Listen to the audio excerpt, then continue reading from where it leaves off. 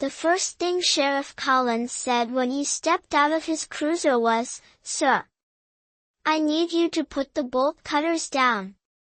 And standing behind him, wearing oversized sunglasses and a white cashmere sweater that probably cost more than my first truck, was Elaine Mercer, president of Blackthorn Ridge Estates, pointing at me like I was some kind of escaped felon. "That man is trespassing on private community property," she snapped. "He cut a secured gate and threatened residents."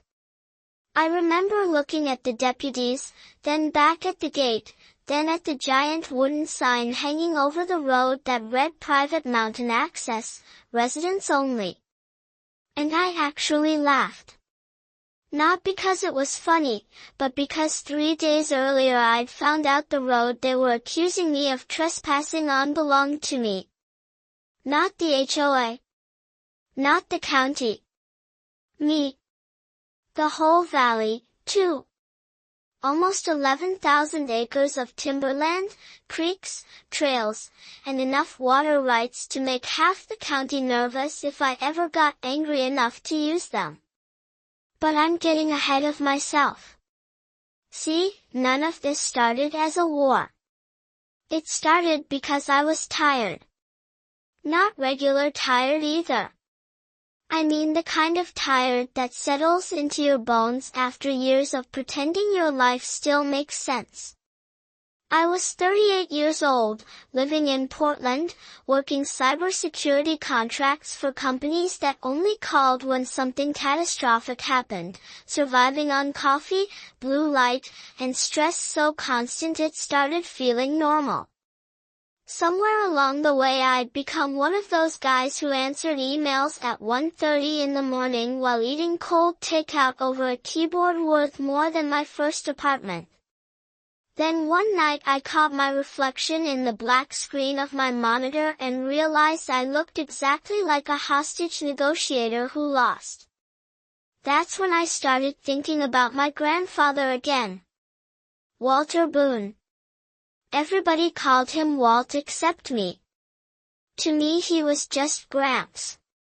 He settled Hollow Creek Valley back in the 50s, back before rich people discovered rustic mountain living, and started building luxury homes with fake barn doors and imported stone fireplaces they never used. Gramps built a cabin there with his bare hands, logged timber himself, ran cattle for years, and protected that land like it was sacred.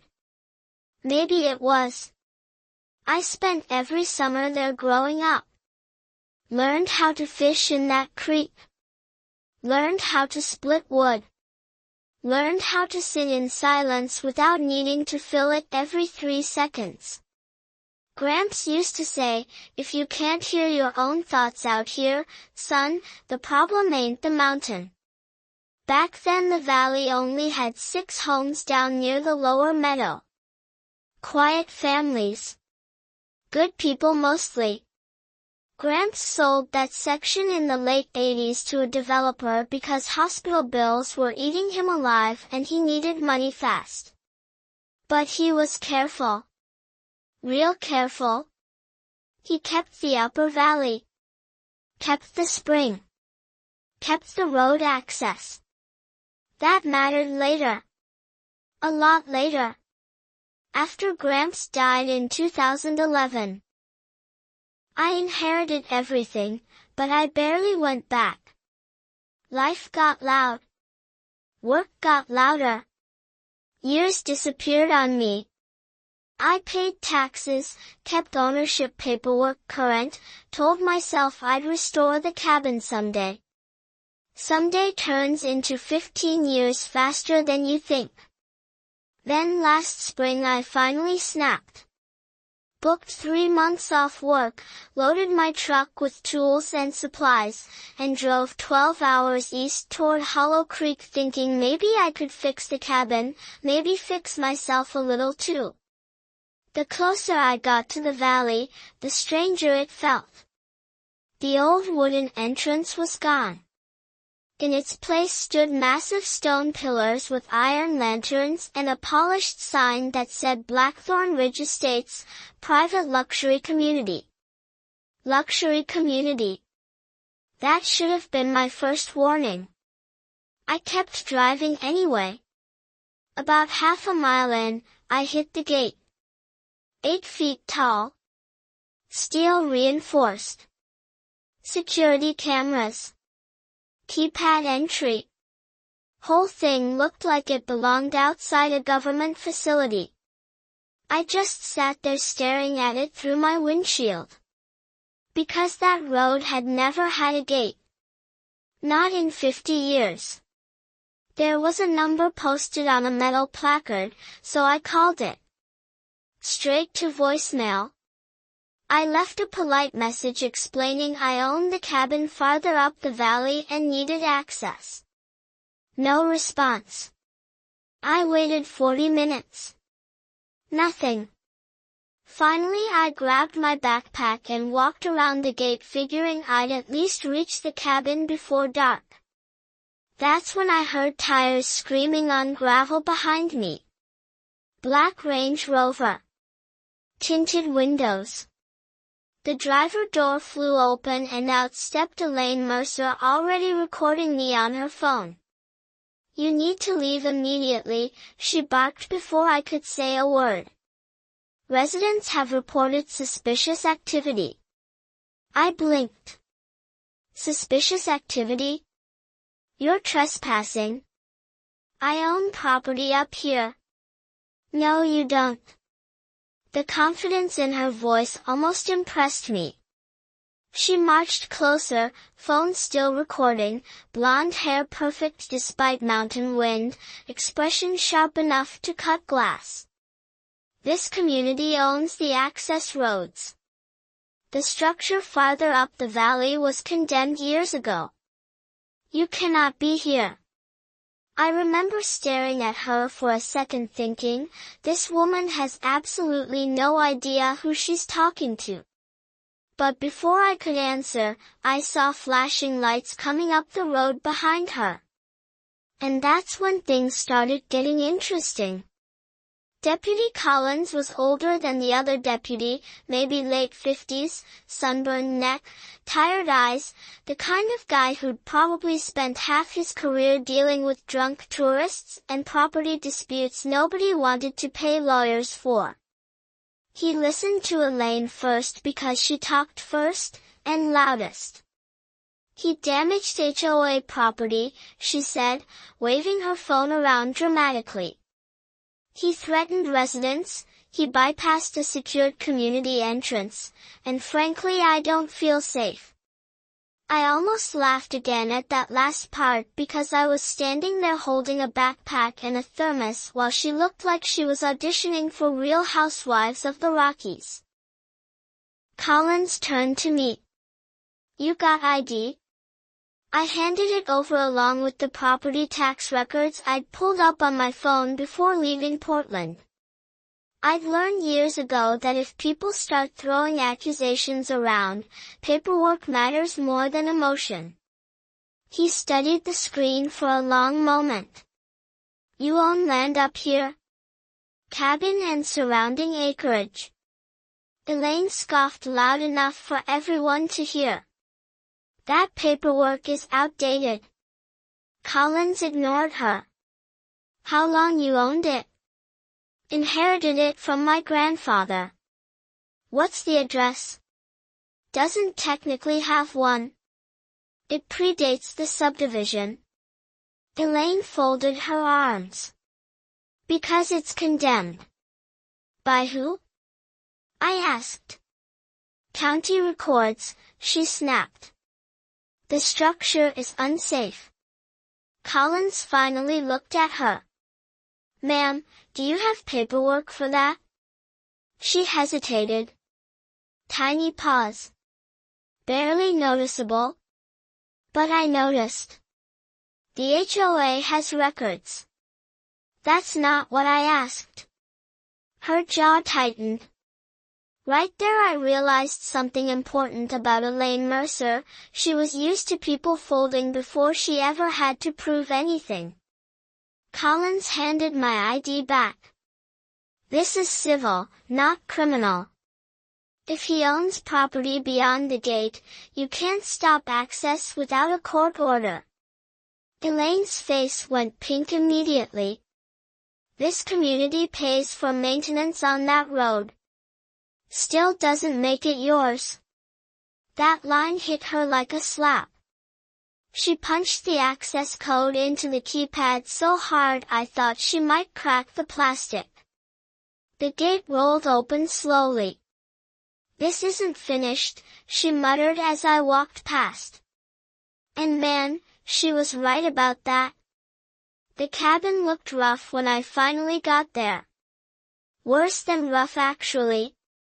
One porch beam sagging, broken window in the kitchen, roof leaking near the chimney. But the bones were still solid.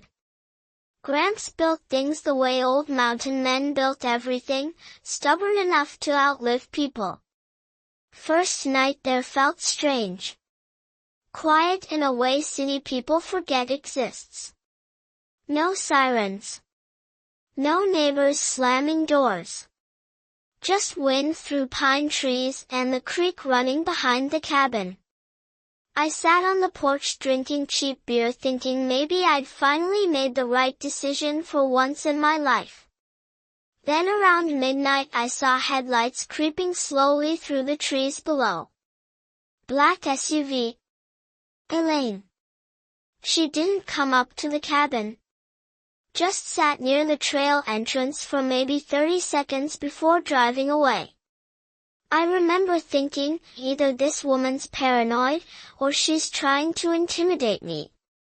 Turned out it was both. Next morning I started cleaning.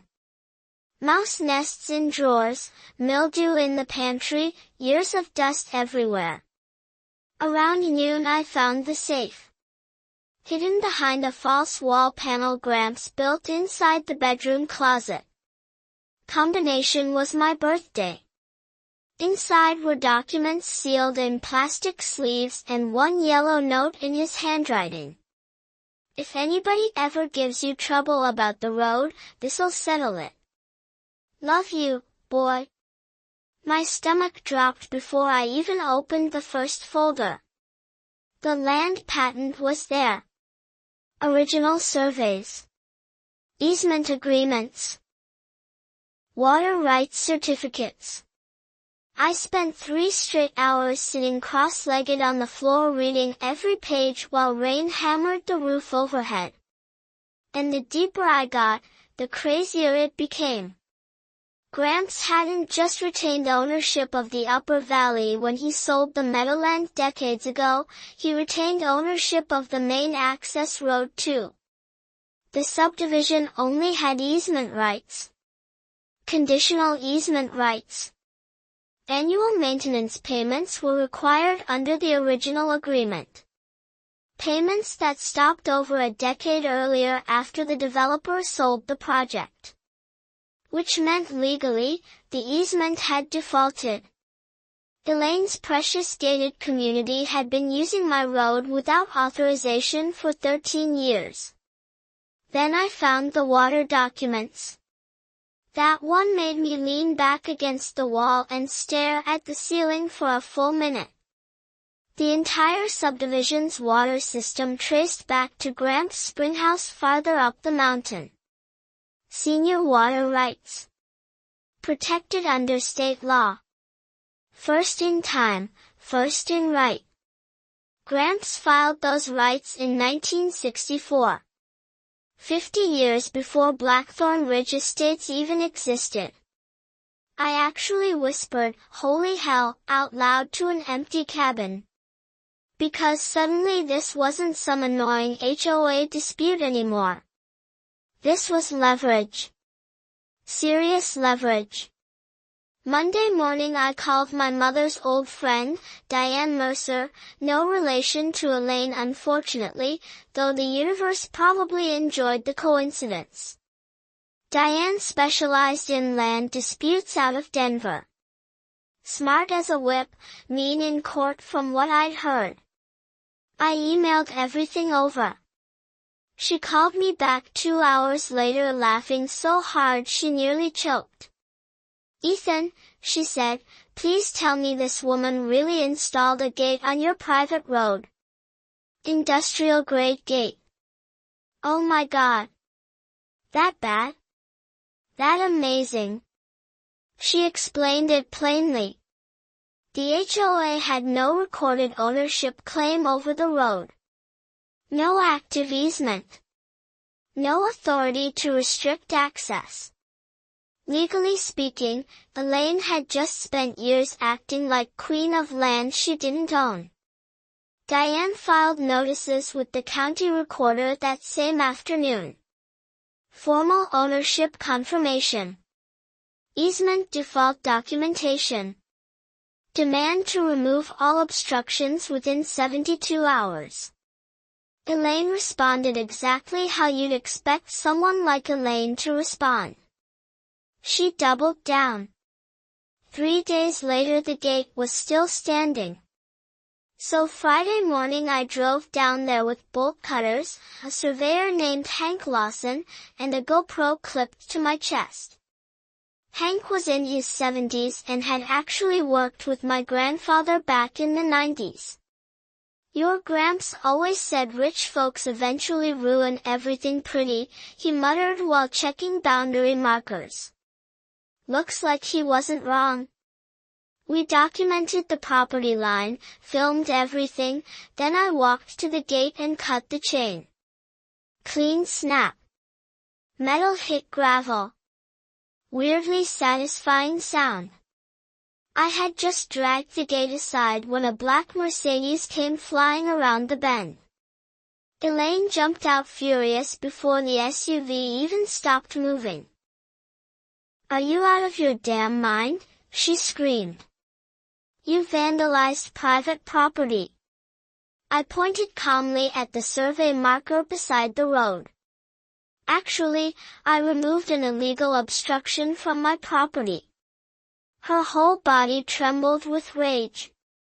"You arrogant little, you should have checked county records before pretending to own a mountain." That one landed hard. I could see it in her face. Not because she suddenly realized I was right, but because other residents had started gathering nearby watching the whole thing happen. And for the first time since I met her, Elaine Mercer looked embarrassed. Not defeated yet, but embarrassed. There's a difference. That afternoon I got served with a lawsuit. Emergency restraining order. Harassment claims. Property destruction. Emotional distress. Apparently I was now a danger to the community. Diane read the filing and snorted so loudly over speakerphone I had to move the phone away from my ear.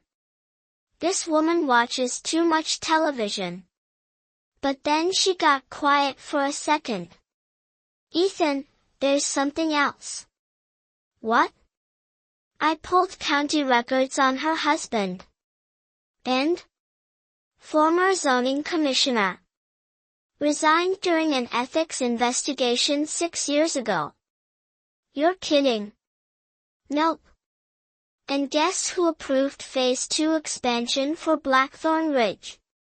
I leaned back in my chair staring at the cabin ceiling again. Suddenly the aggression made sense.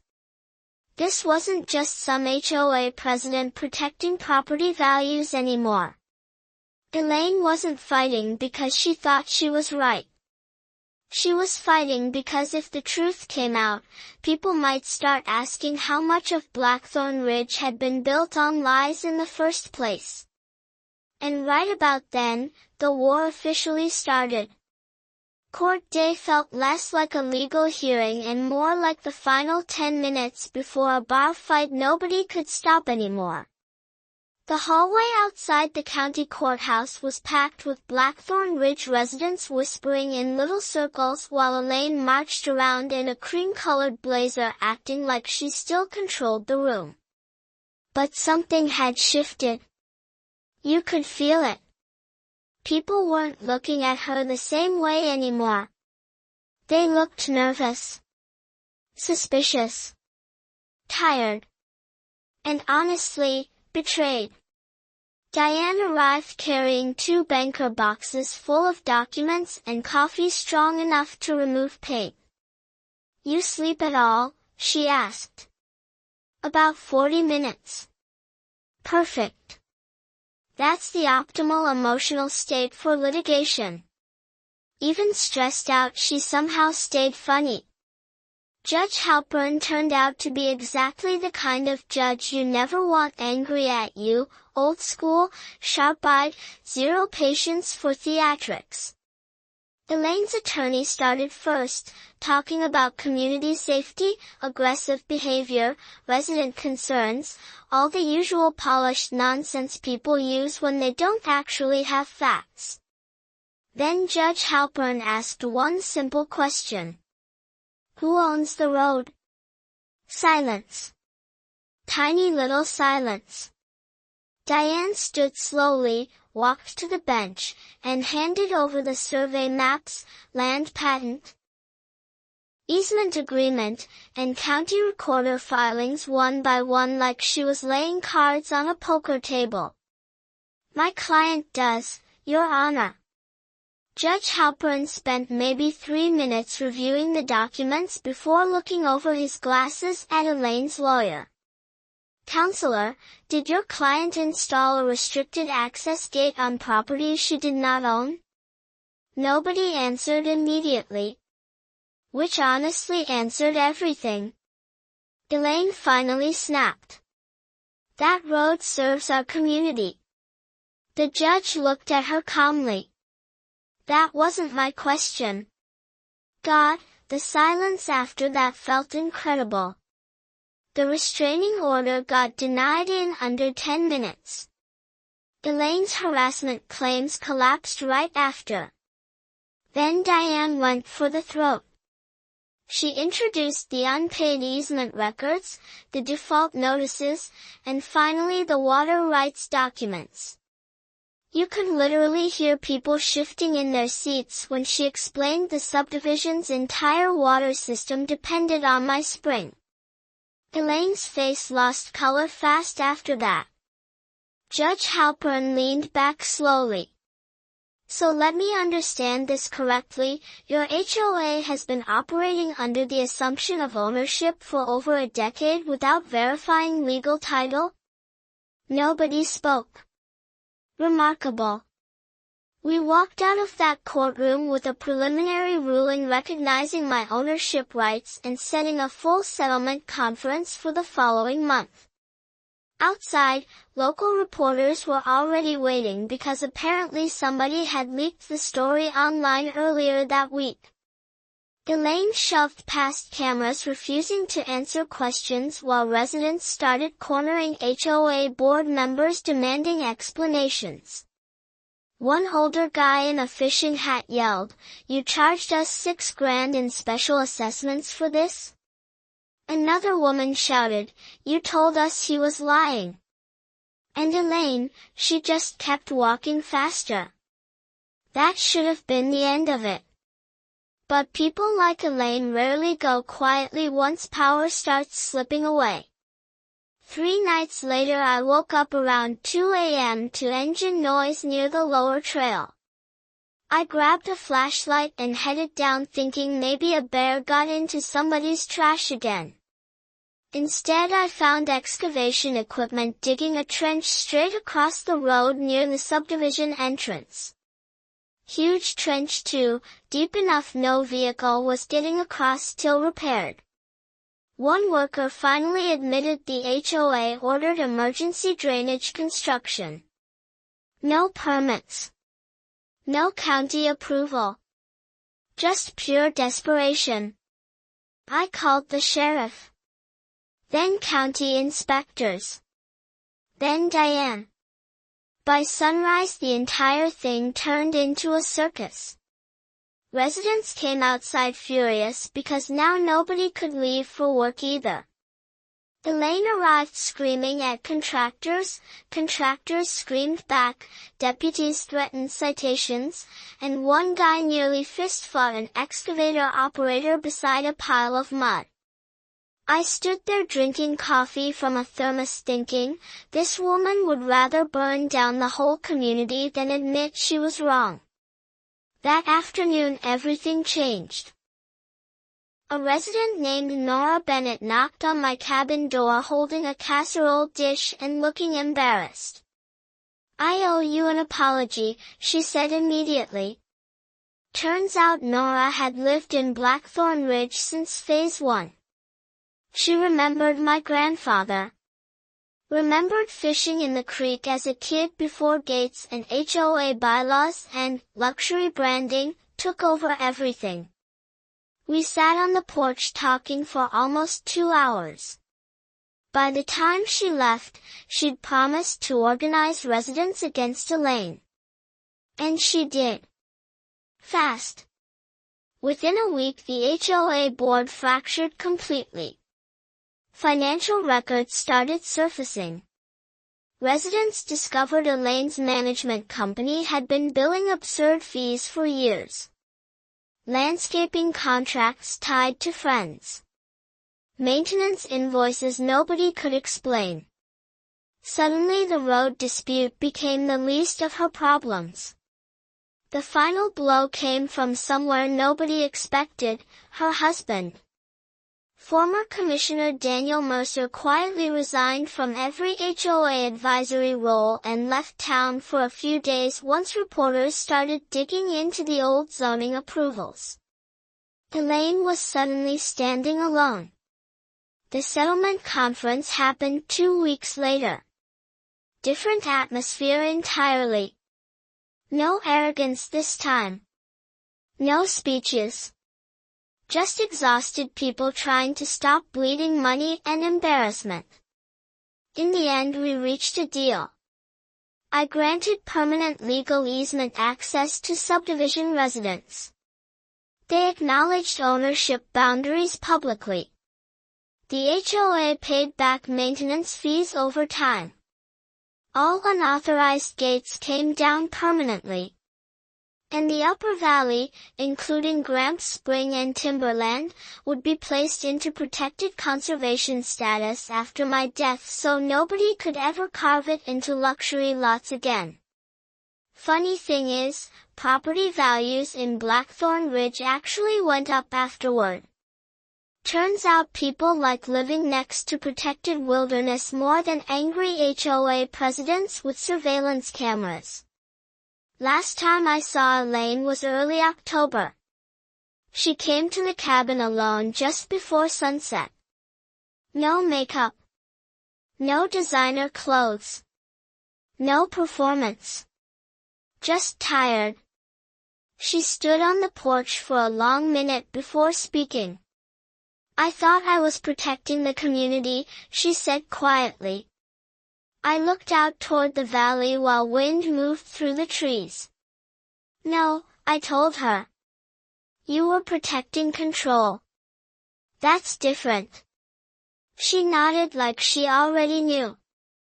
Then she looked at the mountains for a while before saying something I still think about sometimes. "You know the worst part?" "What?" "I think this place was better before people like me arrived. And honestly, I didn't even know how to answer that." She left the next morning. House went up for sale 2 weeks later. Sometimes now I sit on the restored porch at sunset with a beer in my hand listening to the creek and thinking about Gramps. About how close this valley came to turning into another private playground for rich people pretending they discovered nature. But it survived. Maybe because one stubborn old mountain man understood something modern people forget: land isn't something you conquer. It's something you take care of while you're lucky enough to hold it. Anyway, That's my story. And I'm curious what you think. Was Elaine just another power-hungry HOA tyrant, or was she somebody who slowly lost herself trying to control a community that was already changing around her? And if you were in my position, would you have cut off the water after everything they did? Be honest. Drop your thoughts in the comments, because trust me, people are still arguing about this one in town.